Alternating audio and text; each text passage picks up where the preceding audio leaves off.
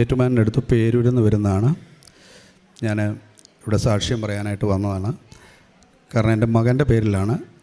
അതിൽ ഏറ്റവും പ്രധാനപ്പെട്ട കാര്യം, ഞാൻ ഈ കൃപാസനത്തിൽ വരുന്നത് എൻ്റെ ഇഷ്ടപ്രകാരം അല്ല എന്നുള്ളതാണ് സത്യാവസ്ഥ.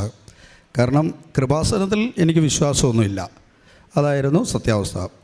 കാരണം 19 സമയത്ത്, കൊറോണയുടെ സമയത്തൊക്കെ ഇതിനെക്കുറിച്ച് കേൾക്കുമ്പോഴൊക്കെ പറയും, കൃപാസനത്തിൽ ഇങ്ങനെ നടക്കുകയാണെങ്കിൽ കൊറോണ വരേണ്ട കാര്യമില്ലല്ലോ, അപ്പം അത് വെറും തട്ടീരാണ്, വെട്ടീരാണ്, ഇതൊക്കെ തന്നെയാണ് ഞാൻ പറഞ്ഞുകൊണ്ടിരുന്നത്. അപ്പം എൻ്റെ മകൻ്റെ വിദേശത്തേക്ക് പോകാനുള്ള ഒരു പേപ്പർ വർക്കിന് വേണ്ടി അവർ 6-7 പേര് ഒന്നിച്ച് പോകാനിരുന്നു. അവർ പേപ്പർ വർക്കെല്ലാം നടത്തി. അപ്പോൾ എൻ്റെ മകൻ്റെ ഒഴിച്ച് ബാക്കിയുള്ളവരുടെ എല്ലാം പേപ്പർ വർക്കുകൾ നടക്കുന്നുണ്ട്. എൻ്റെ മോൻ ആദ്യം കൊടുത്തവൻ്റെ ഒന്നും നടന്നിട്ടില്ല. അങ്ങനെ ഇരിക്കുമ്പം എൻ്റെ അമ്മ ഇടയ്ക്ക് മലബാറിലൊക്കെ ഒന്ന് പോയി ഒരു മാസം അവിടെ പെങ്ങളുടെ കൂട്ടത്തിൽ, പപ്പായുടെ പെങ്ങളുടെ വീട്ടിൽ താമസിക്കുകയും അവിടെ നിന്ന് എല്ലാ ദിവസവും കൃപാസനത്തിൽ പ്രാർത്ഥനയൊക്കെ ചൊല്ലി അവിടെ നിന്ന് ഇങ്ങോട്ട് വന്നതിൻ്റെ പിറ്റേ ദിവസം തന്നെ പറഞ്ഞു, എൻ്റെ ഭാര്യയോടും മകനോടും പറഞ്ഞു, നിങ്ങൾ കൃപാസനത്തിൽ പോകണമെന്ന്. അപ്പം ഞാൻ പറഞ്ഞു, ഇല്ല, എൻ്റെ കയ്യിൽ പൈസയൊന്നുമില്ല, അതുകൊണ്ട് എനിക്ക് കൃപാസനത്തിൽ ഇവരെ കൊണ്ട് പോകാൻ പറ്റത്തില്ല. അപ്പോൾ അമ്മ പറഞ്ഞു, ഞാൻ പൈസ തന്നോളാം, നീ കൃപാസനത്തിൽ പോകണമെന്ന്. അങ്ങനെ ഞാൻ 2 കണ്ടീഷൻ എൻ്റെ ഭാര്യയോടും മോനോടും പറഞ്ഞു, ഞാൻ കൃപാസനത്തിൽ വരും, നിങ്ങളെ അകത്ത് കയറ്റി വിടും, ഞാൻ അകത്ത് കയറത്തില്ല, ഞാൻ വെളിയിൽ നിൽക്കും. ഇതായിരുന്നു എൻ്റെ കണ്ടീഷൻ. ആ കണ്ടീഷനെല്ലാം സമ്മതിച്ചുകൊണ്ട് അവർ ഇവിടെ വരികയും ഞാൻ ആ കൂട്ടത്തിലിവിടെ വരികയും ചെയ്തു. അതിനുശേഷം പിന്നെ ശരിക്കും പറഞ്ഞു കഴിഞ്ഞാൽ ഒരു പരീക്ഷണം പോലെയായിരുന്നു. മാതാവ് പരീക്ഷിച്ചതാണോ പിശാച് പരീക്ഷിച്ചതാണോ എന്നറിയില്ല. എന്താണേലും ഇവിടെ വന്ന് മുകളിൽ പ്രാർത്ഥന നടക്കുന്നുണ്ട്. അപ്പോൾ ഞാൻ കുറേ നേരം അവിടെ കയറി, പ്രാർത്ഥിക്കുന്നിടത്ത് കയറി കുറേ നേരം ഇരുന്നു. അതിനുശേഷം താഴെ ഇറങ്ങി വന്നു. ഇവിടെയെല്ലാം തപ്പി നടന്നു, ഇതിലെല്ലാം നടന്നു. പുറത്തിറങ്ങി ഞാൻ അവരോട് പറഞ്ഞു, ഞാൻ പോവുകയാണ്, എന്നെ സമയമാകുമ്പോൾ തിരിച്ചു വിളിച്ചാൽ മതിയെന്ന് പറഞ്ഞു. അതിനുശേഷം ഞാൻ അവിടെ മാതാവിൻ്റെ കയറി വരുന്ന മാതാവിൻ്റെ ഗ്രോട്ടോയിൽ കയറി അതിൽ തൊട്ട് ഞാൻ പറഞ്ഞു, മാതാവേ, ഇവിടെ ഇത്രയും ജനം വരുന്നുണ്ട്, മാതാവ് ഉണ്ടെങ്കിൽ ഒരു കാര്യം തെളിയിക്കുക, ഒരാഴ്ചക്കുള്ളിൽ, ഇവിടെ എല്ലാം സമയബന്ധിതമാണ്, ഒരാഴ്ചക്കുള്ളിൽ എൻ്റെ മകൻ ഒരു പേപ്പർ വർക്ക് നടക്കുകയാണെങ്കിൽ ഞാൻ ഒരു 25% വിശ്വസിക്കാം, എല്ലാം ഗ്യാരണ്ടി വെച്ചാണ്. അപ്പം അങ്ങനെ ഇരുന്ന് ഞാൻ അത്രയും പ്രാർത്ഥിച്ചിട്ട് ഞാൻ അവിടെ നിന്ന് ഇറങ്ങി ഇതിലെല്ലാം മാറി നടന്നു. ഞാൻ പോകുന്നതിന് മുമ്പ് വീണ്ടും ഒന്നും കൂടെ അവിടെ വന്ന് പ്രാർത്ഥിച്ചു, എൻ്റെ മകൻ്റെ പേപ്പർ വർക്ക് നടക്കുകയാണെങ്കിൽ, ഒരാഴ്ചക്കുള്ളിൽ നടക്കുകയാണെങ്കിൽ ഞാൻ വിശ്വസിക്കും. അപ്പോൾ അത് പറയാൻ കാരണം എന്ന് വെച്ച് കഴിഞ്ഞാൽ, ഈ 6 പേരുടെയും പേപ്പറുകളെല്ലാം റിജക്റ്റ് ചെയ്തു. അവരുടെ കൂട്ടത്തിൽ കൊടുത്ത ആർക്കും വന്നില്ല. എൻ്റെ മോൻ്റെ മാത്രം പേപ്പർ നടന്നുമില്ല. അപ്പോൾ ഞാൻ എൻ്റെ ഏജൻറ്റിനോട് പറഞ്ഞ് ഞങ്ങൾ കൊടുത്തിരുന്ന പൈസ തിരിച്ചു വാങ്ങി.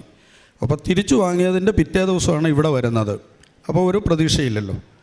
അങ്ങനെ വീട്ടിൽ ചെന്നതിൻ്റെ പിറ്റേ ദിവസം ആ ഏജൻറ്റ് വിളിച്ച് പറഞ്ഞു, മാൾട്ടയിൽ നിന്ന് നിങ്ങളുടെ പേപ്പർ വർക്കുകളെല്ലാം റെഡി ആയിട്ടുണ്ട്, പോകാൻ താല്പര്യമുണ്ടോ? ആ ഏജൻറ്റിനോട് പറഞ്ഞിട്ടില്ലായിരുന്നു നമ്മൾ പൈസ തിരിച്ചു മേടിച്ച കാര്യം. അപ്പോൾ മോൻ പറഞ്ഞു, പോകണ്ട, കാരണം അത് പറ്റിയിട്ടാണ്, ആർക്കും കിട്ടിയില്ല, നമുക്കിനി കിട്ടത്തില്ല എന്ന്. ഞാൻ പറഞ്ഞു, വേണ്ട, നമുക്ക് കണ്ടിന്യൂ ചെയ്യാം, ഏതായാലും ഇത്രയായില്ല, ഞാൻ മാതാവിൻ്റെ അവിടെ പോയി ഒന്ന് പ്രാർത്ഥിച്ചതല്ലേ, ചിലപ്പം 2 ദിവസമല്ലേ ആയുള്ളൂ, ഫലം കിട്ടിയില്ലേ, നമുക്ക് നോക്കാം എന്ന് പറഞ്ഞ് പിറ്റേ ദിവസം തന്നെ ഞാൻ അവരുടെ പൈസ കൊടുക്കുകയും പേപ്പർ വർക്ക് നടത്തുകയും ചെയ്തു. അതിനുശേഷം പിന്നെ എല്ലാം 2 ദിവസം 3 ദിവസം കൂടുമ്പോൾ പേപ്പറുകളെല്ലാം വന്നുകൊണ്ടിരിക്കുന്നു, വിളിക്കുന്നു, പാസ്പോർട്ട് സബ്മിഷൻ നടക്കുന്നു, എല്ലാം ആയി. ഒരു ജൂൺ 25-ാം തീയതി ആയപ്പോൾ അതിനിടയ്ക്കൊക്കെ ഞാനിവിടെ വരാൻ തുടങ്ങിയപ്പം ഒരു 7-8 പ്രാവശ്യം ഇവിടെ വന്നു. അങ്ങനെ ജൂൺ 25-ന് ഞാൻ പറഞ്ഞു, ഭാര്യയോട് പറഞ്ഞു, നീ ഉടമ്പടി എടുക്കണ്ട, ഞാനാണ് ഉടമ്പടി എടുക്കുന്നത്. അപ്പം അങ്ങനെ ഞാൻ ഉടമ്പടി എടുത്തു. കാരണം ഞാനാണ് ഉടമ്പടി എടുക്കുന്നതെന്ന് പറഞ്ഞപ്പോൾ എൻ്റെ വീട്ടിലാർക്കും വിശ്വാസമില്ല. കാരണം ഞാൻ കൃത്യമായി പ്രാർത്ഥിക്കുകയോ സമയത്ത് വീട്ടിൽ വരികയോ പ്രാർത്ഥിക്കുകയോ അങ്ങനെയുള്ള ഒരു കാര്യം ചെയ്യുന്ന ആളല്ല. വല്ലപ്പോഴും ഞാൻ കിടക്കാൻ നേരത്ത് ഒരു കുരിശ് വരച്ച് കയറി കിടക്കും, അത്രയേ ഉള്ളൂ. ഞാൻ ഉടമ്പടി എടുക്കാമെന്ന് പറഞ്ഞപ്പോൾ ആർക്കും ഒരു വിശ്വാസം വന്നില്ല. ഞാൻ പക്ഷേ ഉടമ്പടി എടുത്തു. അന്ന് മുതൽ ഞാൻ ഉടമ്പടി തെറ്റിക്കാതെ എല്ലാ ദിവസവും വെളുപ്പിനെ 5 മണിക്ക് എഴുന്നേറ്റ് ഞാൻ തിരി കത്തിച്ച് പ്രാർത്ഥിക്കും. അതുപോലെ വൈകുന്നേരം എത്ര സന്ധ്യയാണെങ്കിലും ഞാൻ തിരി കത്തിച്ച് പ്രാർത്ഥിക്കും. ബൈബിൾ വായിക്കാറുണ്ട്. ഇതെല്ലാം ചെയ്ത് പോയിക്കൊണ്ടിരിക്കുകയാണ്. അങ്ങനെ എൻ്റെ മോൻ്റെ വിസ പ്രോസസ്സൊക്കെ നടന്ന് ജൂലൈ 28 അവന് മാൾട്ടയ്ക്ക് പോകാൻ റെഡിയായി. അവൻ 28-ാം തീയതി മാൾട്ടയ്ക്ക് പോയി. അങ്ങനെ മാൾട്ടയ്ക്ക് പോയപ്പോൾ എനിക്ക് വേറെ പറയാനൊന്നുമില്ല. ഞാൻ വിശ്വസിച്ചു, എൻ്റെ മാതാവ് എന്നെ ഇവിടം വരെ എത്തിച്ചു. കാരണം വിശ്വാസമില്ലാത്ത എന്നെ കൈ പിടിച്ച് ഇവിടെ എത്തിച്ചു. അങ്ങനെ മാൾട്ടയിൽ ചെന്നു. ഞാനിവിടെ വന്ന് ഇടയ്ക്കൊന്ന് നമ്മുടെ ഇവിടെ ഒരു ബ്രദറിനോട് ചോദിച്ചപ്പം പറഞ്ഞു, സാക്ഷ്യം പറയാൻ ചോദിച്ചപ്പോൾ പറഞ്ഞു, നീ സാക്ഷ്യം പറയാൻ വരട്ടെ, ഒരു 1-2 മാസമാകും പോയി അവിടെ സ്റ്റേ ചെയ്യട്ടെ, അതിന് ശേഷം സാക്ഷ്യം പറഞ്ഞാൽ മതിയെന്ന് പറഞ്ഞു. അപ്പം ഞാൻ എന്നിട്ട് തിരിച്ചുപോയി. തിരിച്ചുപോയി ഇവൻ ജോലിക്ക് ചെന്ന ഏജൻറ്റ് ശരിക്കും പറ്റിക്കുകയാണ് ചെയ്തത്. ഞങ്ങളുടെ ഏജൻറ്റ് പറ്റിച്ചു. അവന് പറഞ്ഞ ജോലിയൊന്നും കൊടുത്തില്ല. അപ്പോൾ അവൻ സ്വന്തം കഴിവുകൊണ്ട് അവൻ അവിടെ പല സ്ഥലത്ത് ഇൻ്റർവ്യൂവിന് അറ്റൻഡ് ചെയ്തു. അങ്ങനെ ഒരു സ്ഥലത്ത് അവന് ജോലി കിട്ടി. അവിടെ പോയി. അപ്പോൾ ആ ഏജൻറ്റ് പറഞ്ഞു, നീ മെഡിക്കൽ എടുത്തു, ഒരു വിരോധമില്ല, കുഴപ്പമൊന്നുമില്ല, നിൻ്റെ സ്വന്തം കഴിവുകൊണ്ട് നിനക്ക് നീ നേടിയെടുക്കാവുകയും എടുത്തോളാൻ പറഞ്ഞു. അങ്ങനെ അത് ജോലി എടുത്തു, മെഡിക്കൽ എടുത്തു, എല്ലാം ആയിക്കഴിഞ്ഞപ്പോഴത്തേനും 1.5 മാസം ജോലി ചെയ്തപ്പം ആ കൊണ്ടുപോയ ഏജൻറ്റ് ആദ്യത്തെ കമ്പനിയിൽ നിന്നും ഇവനെ ടെർമിനേഷൻ ലെറ്റർ കൊടുത്തു. ടെർമിനേഷൻ ലെറ്റർ കൊടുത്തപ്പം 15 ദിവസത്തിനുള്ളിൽ ഇവനെ പോലീസ് പിടിച്ചു കഴിഞ്ഞാൽ ഇവനെ തിരിച്ച് വിടും. 8 ലക്ഷം രൂപയ്ക്ക് മുകളിൽ കടമെടുത്താണ് ഞാൻ ഇവനെ വിട്ടത്. അപ്പം അവൻ അവിടെ നിന്ന് ഭയങ്കര സങ്കടമായി കരഞ്ഞു. ഞാൻ പറഞ്ഞു, ഒന്നുമില്ല, ഇത്രയൊക്കെ ആയില്ലേ, ഞാൻ കൃപാസന മാതാവിൻ്റെ അടുത്ത് പോകുന്നുണ്ട്, നീ തിരിച്ചു വരത്തില്ല.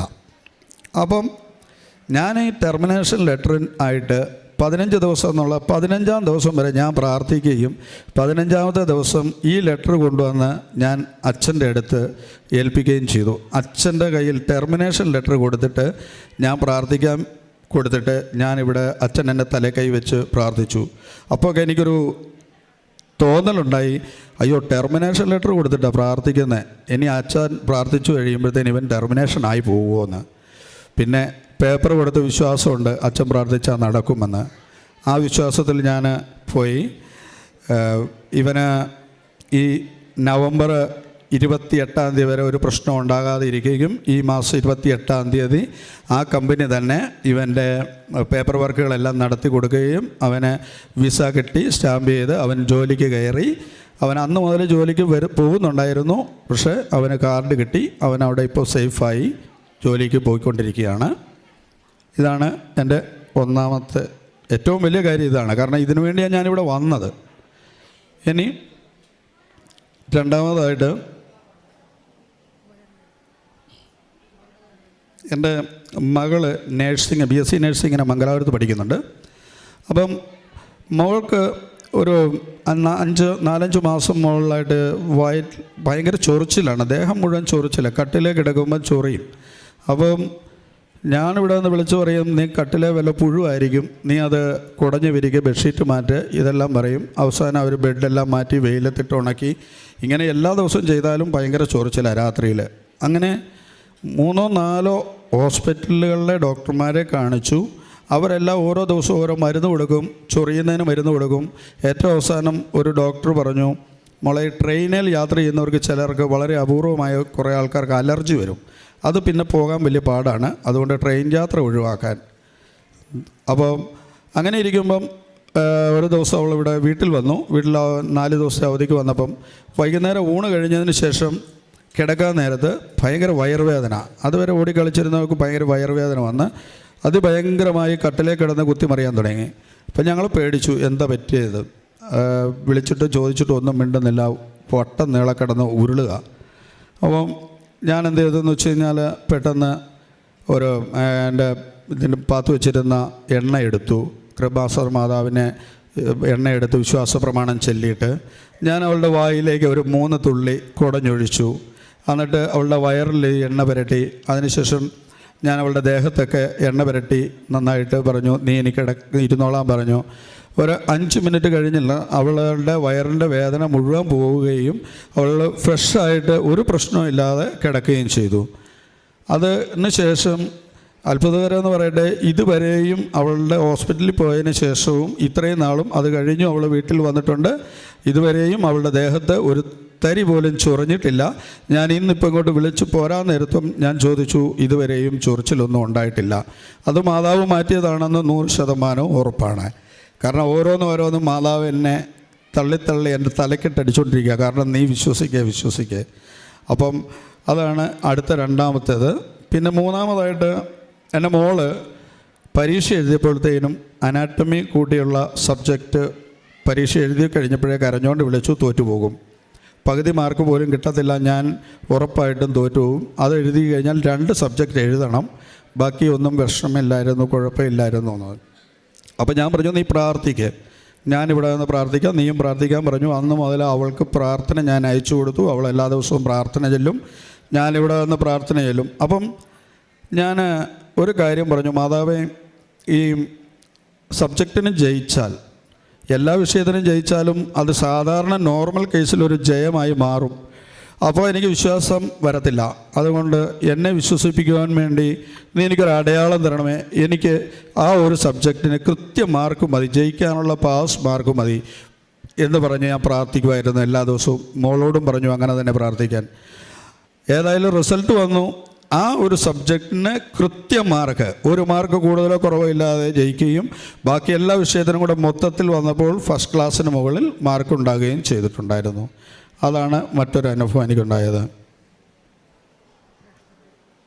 പിന്നെ പ്രേക്ഷിത പ്രവർത്തനത്തെക്കുറിച്ച് പറയുകയാണെങ്കിൽ, ഞാനിവിടുന്ന് കൃപാസനത്തിൻ്റെ പത്രം കൊണ്ട് കൊടുക്കുമ്പോൾ തന്നെ എനിക്ക് ശരിക്കും പറഞ്ഞു കഴിഞ്ഞാൽ കുറച്ച് അമലുണ്ട്. കാരണം ചമലെന്ന് പറഞ്ഞു കഴിഞ്ഞാൽ ഞാൻ ഒരു സ്പോർട്സ്കാരനാണ്, അത് പറഞ്ഞില്ലായിരുന്നു. അപ്പോൾ അത് പ്രമാണിച്ച് എനിക്ക് ഇതൊക്കെ കൊണ്ട് കൊടുക്കാനൊക്കെ ഒരു നാണക്കേടൊക്കെ ഉണ്ടായിരുന്നു. അപ്പോൾ ഞാനത് കുറച്ച് കൊടുക്കും, ബന്ധുക്കൾക്ക് കൊടുക്കും, അടുത്തുള്ളവർക്ക് കൊടുക്കും. അങ്ങനെ എനിക്കറിയാവുന്നവരെ ഡിപ്പെൻഡ് ചെയ്ത് മാത്രമേ ഞാൻ ചെയ്യാറുണ്ടായിരുന്നുള്ളൂ. കാരണം അത്രയൊക്കെ എനിക്ക് പറ്റുള്ളൂ. പിന്നെ പ്രേക്ഷിത പ്രവർത്തനം ഞങ്ങളുടെ രോഗികളെ സന്ദർശിക്കുന്നത്, അത് ഇടയ്ക്ക് വല്ലപ്പോഴും എവിടെയെങ്കിലും ഒറ്റയും പെട്ടയും എന്ന് പറയുന്നത് പോലെ ശരിക്കും ആത്മാർത്ഥമായി ഞാൻ ഒരു പ്രേക്ഷിത പ്രവർത്തനം ചെയ്തു എന്ന് എനിക്ക് പറയാൻ പറ്റത്തില്ല. കാരണം ഒന്ന്, എൻ്റെ വിശ്വാസമില്ലായ്മയിൽ നിന്നും ഉടലെടുത്ത എൻ്റെ ഒരു ഉള്ളിലെ ഒരു പ്രശ്നമാണത്. പക്ഷേ ഇതെല്ലാം മാറി ഞാൻ ഇന്ന് വന്നപ്പോൾ ഈ പറയുന്ന പോലെയാണ്. ഞാൻ കുമ്പസാരിക്കുകയോ കുർബാനയ്ക്കുള്ളോ ഒക്കെ 2 വർഷം 4 വർഷം കൂടുമ്പോഴൊക്കെ ചെയ്തുകൊണ്ടിരുന്ന വ്യക്തിയാണ്. ഞാനിവിടെ വരുന്നതിന് തലേദിവസം തന്നെ ഞാൻ കുമ്പസാരിച്ചു കുർബാനയായിക്കൊണ്ട് ഞാൻ വന്നു. അതിനുശേഷം ഉടമ്പടി പുതുക്കുന്നതിന് എനിക്ക് കുറച്ച് പ്രശ്നമുണ്ടായിരുന്നു. കാരണം ഒരു 8-10 ദിവസത്തെ ഗ്യാപ്പ് വന്നു. ഞാൻ പിള്ളേരെയും കൊണ്ടൊക്കെ സ്പോർട്സിനൊക്കെ പോയപ്പോഴത്തേനും അത് പുതുക്കാൻ പറ്റിയില്ല. അന്നേരം രണ്ടാമത് ഞാൻ മനസ്സിലാലോചിച്ചു, ഞാൻ പുതുക്കണോ വേണ്ടയോ എന്നൊന്ന് സംശയിച്ചു. അങ്ങനെ ഇരിക്കുമ്പോൾ എൻ്റെ ബൈബിൾ തുറന്നപ്പോൾ എനിക്കൊരു വാക്യം കിട്ടിയത്, അത് മുഴുവൻ ഓർമ്മയില്ല, എങ്കിലും അതിൽ കിട്ടിയിരിക്കുന്ന ഇത്രയേ ഉള്ളായിരുന്നു: കലപ്പയിൽ കൈ വെച്ചിട്ട് ആരും പുറകോട്ട് തിരിഞ്ഞ് നോക്കാൻ പാടില്ല, അങ്ങനെ പുറകോട്ട് തിരിഞ്ഞ് നോക്കരുത് എന്നുള്ളൊരു വചനമാണ് എനിക്ക് കിട്ടിയത്. ഞാൻ വിചാരിച്ചു അത് എന്നെ തന്നെ ഉദ്ദേശിച്ചുള്ളതാണ്, അതുകൊണ്ട് ഇനി മുന്നോട്ട് പോകാം. ഈ 10 ദിവസം ഞാൻ പിള്ളേരുടെ കൂട്ടത്തിൽ പോയപ്പോഴും ഞാൻ ഇവിടെ നിന്ന് എൻ്റെ കൃപാസനത്തിൻ്റെ പുസ്തകം കൊണ്ടുപോവുകയും ഞാൻ മെഴുകുതിരി കൊണ്ടുപോവുകയും ഞാൻ ആ റൂമിലിരുന്ന് ഇതെല്ലാം സമയാസമയങ്ങളിൽ പ്രാർത്ഥിക്കുകയും ഒക്കെ ചെയ്തിരുന്നു. എന്നെക്കൊണ്ട് ചെയ്യാവുന്ന രീതിയിൽ. അതിനപ്പുറം, കാരണം ഞാൻ അങ്ങനെയുള്ള ഒരു വ്യക്തി ആയതുകൊണ്ട്, വിശ്വാസം കുറവുള്ളതായതുകൊണ്ട് ഞാൻ ഇത്രയൊക്കെ ചെയ്തു. ഇനി മുന്നോട്ടുള്ള എൻ്റെ യാത്രയിൽ മാതാവിൽ കടപ്പെട്ട് മാതാവിൽ മാത്രമായി ആശ്രയിച്ച് മുന്നോട്ട് പോവുക എന്നുള്ളതാണ് എൻ്റെ ഒരു തീരുമാനം. ബൈബിൾ വായന അത് നേരത്തെ ഒന്നും എനിക്ക് അങ്ങനെയൊന്നും ഇല്ലായിരുന്നു. ബൈബിൾ വായന ഇപ്പം ഞാൻ രാവിലെ 1 മണിക്കൂറിനടുത്ത് വായിക്കും. 5 മണിയാകുമ്പോൾ എഴുന്നേക്കും. അത് എങ്ങനെ എഴുന്നേക്കുന്നൊന്നും എനിക്കറിയില്ല. എത്ര താമസിച്ച് 2 മണിക്ക് കിടന്നാലും ഞാൻ 5 മണിക്ക് എഴുന്നേക്കും. രാത്രിയിൽ ബൈബിൾ വായിക്കും, പ്രാർത്ഥിക്കും. പ്രാർത്ഥന കഴിഞ്ഞ് അരമണിക്കൂറെങ്കിലും മിനിമം ബൈബിൾ വായിക്കും. രാവിലെയും എല്ലാ ദിവസവും ബൈബിൾ വായിക്കുന്നുണ്ട്. പക്ഷേ ഒരിക്കലും ഒരു 7 മണിയാകാതെ എഴുന്നേക്കാതിരുന്ന ഞാൻ ഇപ്പോൾ കൃത്യമായും 4:45 ആകുമ്പോൾ എഴുന്നേക്കും, പ്രാർത്ഥിക്കുകയും ചെയ്യും. അതുകൊണ്ട് മാതാവ് എന്നെ വല്ലാതെ കനിഞ്ഞ് അനുഗ്രഹിക്കുന്നുണ്ട്. എൻ്റെ പുറകെ ഉണ്ട്. ഞാൻ മാറാൻ നോക്കിയാലും എന്നെ മാറാതെ എന്നെ പിടിച്ചു വെച്ചുകൊണ്ടിരിക്കുകയാണെന്ന് എനിക്ക് നന്നായി അറിയാം. മാതാവേ സ്തോത്രം, യേശുവേ സ്തോത്രം.